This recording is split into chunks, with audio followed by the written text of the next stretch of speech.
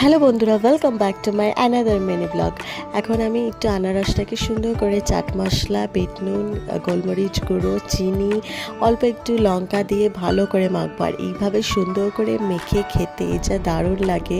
তোমরা যারা আনারস পছন্দ করো বা তোমরাও জানবে হয়তো, আমার তো দারুণ ফেভারিট আনারস, ভীষণ ফেভারিট এরকম করে মেখে খেতে। আর পাশাপাশি এখানে মা করছে কাঁঠাল ছাড়াচ্ছে। বাবা একটা বড় কাঁঠাল নিয়ে এসছে, মা সেটাকেই ছাড়াচ্ছে। তো কাঁঠাল মার খুব প্রিয়, কাঁঠাল আবার আমার একদমই পছন্দের নয়, একদমই আমার ভালো লাগে না। তো মা এখানে কাঁঠালগুলোকে সুন্দর করে ছাড়িয়ে রাখছে। আর এই দেখো, মা ছাড়াতে ছাড়াতে একটা মুখে টেস্ট করে বললো নাকি খুব সুন্দর।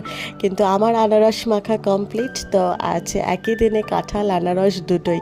তো তাই জন্য তোমাদেরকে আমি জিজ্ঞেস করছি যে তোমাদের কাছে কার কোনটা প্রিয়, কার আনারস, কার কাঁঠাল, বা কার দুটোই হতে পারে। তো তোমরা অবশ্যই কমেন্টে জানিও তোমরা কে কী পছন্দ করো।